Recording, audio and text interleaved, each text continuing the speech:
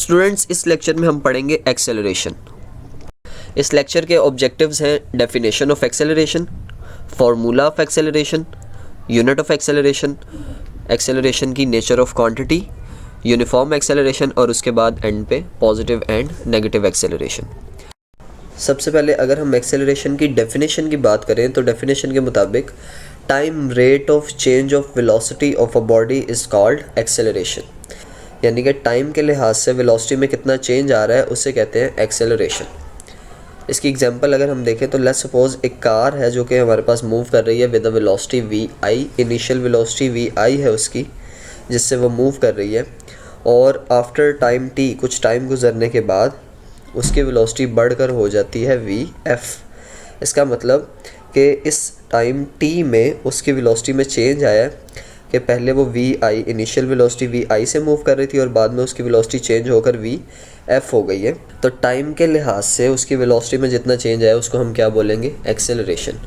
तो अगर हम इसका फार्मूला देखें तो फार्मूला के मुताबिक acceleration is equal to change in velocity divided by time taken. यानी कि वेलोसिटी में जितना चेंज आया और वो चेंज आने में कितना टाइम लगा है, इन दोनों को अगर हम डिवाइड करें तो हमारे पास आ जाएगी एक्सेलरेशन की वैल्यू।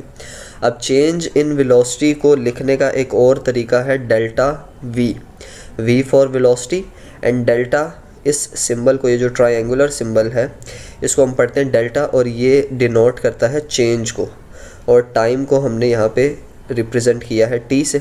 तो A is equal to delta V divided by T, यानी कि change in velocity divided by time is acceleration. अब चेंज इन वेलोसिटी की अगर हम बात करें तो वो हमें किस तरह से पता लगेगा। चेंज इन वेलोसिटी बराबर होता है final velocity minus initial velocity. Let's suppose अगर उसकी पहले वेलोसिटी 5 थी और बाद में 15 हो गई है, तो 15 में से अगर हम 5 माइनस कर देंगे तो आंसर आएगा 10, यानी कि उसकी वेलोसिटी में 10 का चेंज है। इसी तरह जो भी हमारे पास फाइनल वेलोसिटी की वैल्यू है उसमें से हम इनिशियल वेलोसिटी अगर हम माइनस कर देते हैं तो हमारे पास आ जाएगा चेंज इन वेलोसिटी, और टी हमें पता है कि टाइम है, जितना टाइम लगा है वेलोसिटी को चेंज होने में, ठीक है। और यहाँ पे अगर हम देखें तो फाइनल वेलोसिटी को हमने शो किया है वी एफ से, इनिशियल वेलोसिटी को शो किया है वी आई से, और टाइम टेकन को हमने शो किया है टी से।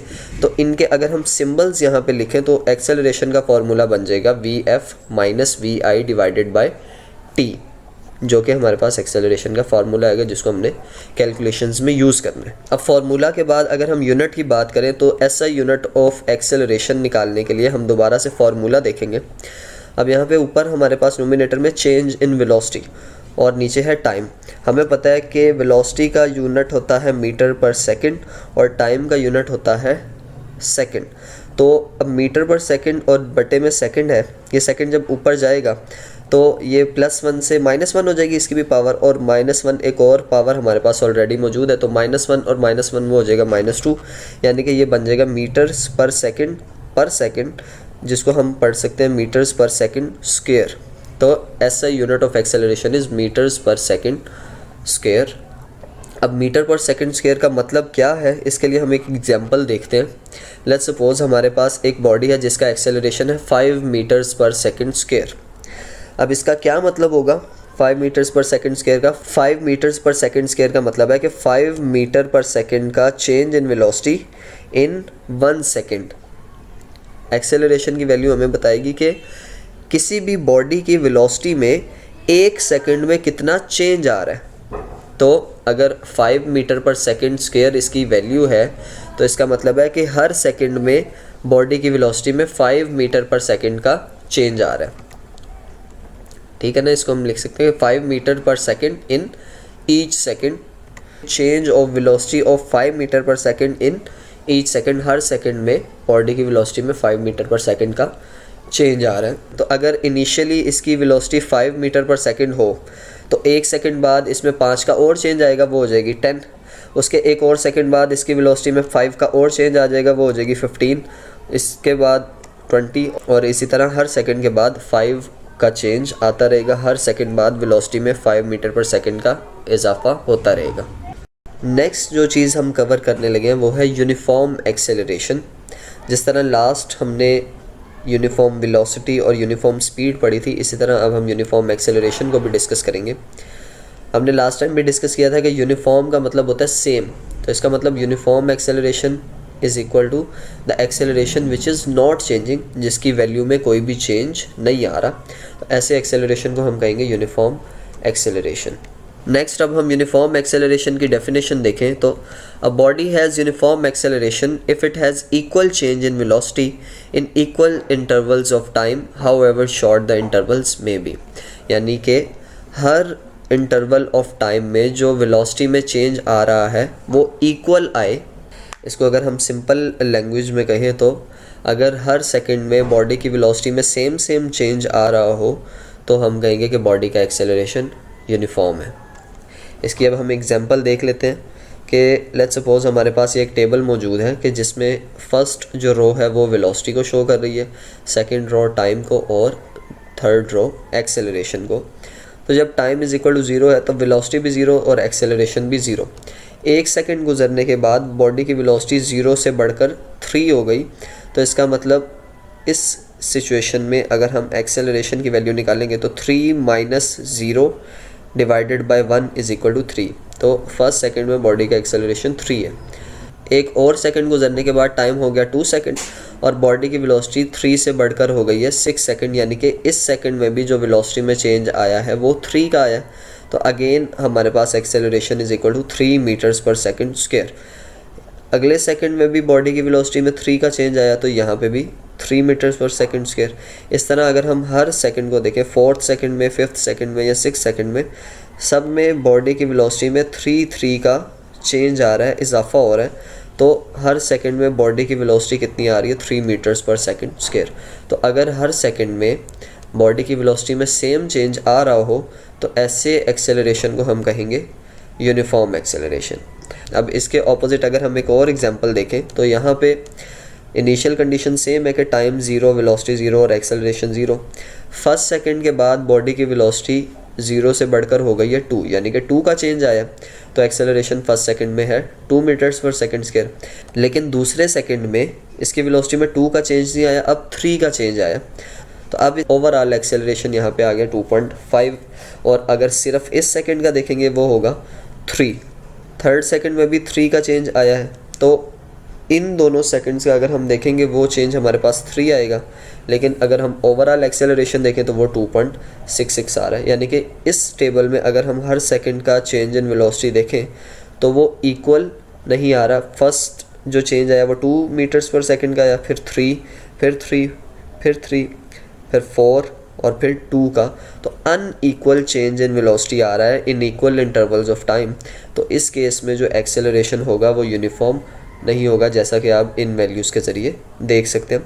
तो जब एक्सेलरेशन यूनिफॉर्म ना हो और डिफरेंट एक्सेलरेशन की वैल्यूज़ आ रही हो हमारे पास डिफरेंट टाइम्स में, तो इसको हम कहते हैं वेरिएबल एक्सेलरेशन। और अगर हर सेकंड में सेम चेंज इन वेलोसिटी आ रहा हो तो उसको हम कहते हैं यूनिफॉर्म एक्सेलरेशन। यूनिफॉर्म का मतलब सेम और वेरिएबल का मतलब है चेंजिंग।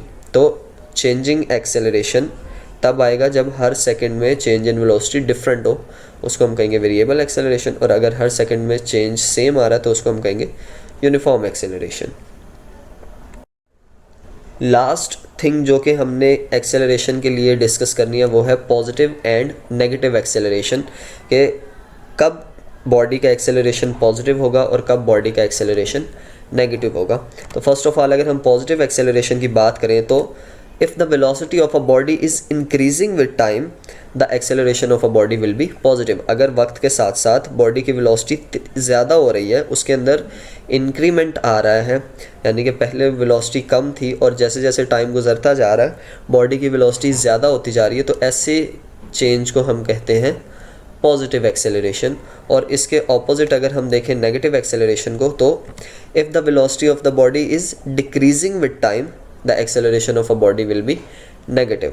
तो अगर बॉडी की स्पीड कम हो रही है, वेलोसिटी कम हो रही है, तो ऐसे एक्सेलरेशन को हम नेगेटिव एक्सेलरेशन कहते हैं। और जब बॉडी की स्पीड ज़्यादा हो रही हो तो पॉजिटिव एक्सेलरेशन। अब पॉजिटिव एक्सेलरेशन में इनिशियल वेलोसिटी कम होगी और फाइनल वेलोसिटी ज़्यादा होगी क्योंकि बॉडी की वेलोसिटी इंक्रीज़ हो रही है। और अगर हम चेंज इन वेलोसिटी निकालेंगे यानी कि Vf माइनस Vi, तो वो हमारे पास पॉजिटिव वैल्यू आएगी, इसलिए ये पॉजिटिव एक्सेलरेशन है। इसके ऑपोजिट अगर हम नेगेटिव एक्सेलरेशन को देखें तो यहाँ पे इनिशियल वेलोसिटी हमारे पास ज़्यादा थी और टाइम के साथ साथ वेलोसिटी डिक्रीज़ हो रही है, तो फाइनल वेलोसिटी इनिशियल वेलोसिटी से कम आएगी। और यहाँ पे जब हम फाइनल वेलोसिटी में से इनिशियल वेलोसिटी को माइनस करके चेंज इन वेलोसिटी निकालेंगे, वो हमारे पास नेगेटिव वैल्यू निकलेगी क्योंकि हमने छोटी वैल्यू में से बड़ी वैल्यू माइनस की है, और तब हमारे पास आंसर नेगेटिव आएगा। इसी वजह से ये नेगेटिव एक्सेलरेशन है। अब क्योंकि एक्सेलरेशन एक वेक्टर क्वांटिटी है, तो वेक्टर क्वांटिटी की हमें डायरेक्शन को भी डिस्कस करना पड़ेगा। तो the direction of positive acceleration is same as the direction of motion of the body, यानी कि जिस डायरेक्शन में चेंज इन वेलोसिटी आ रहा होगा, यानी कि जिस डायरेक्शन में बॉडी मूव कर रही है, उसी डायरेक्शन में हमारे पास पॉजिटिव एक्सेलरेशन की भी डायरेक्शन आएगी।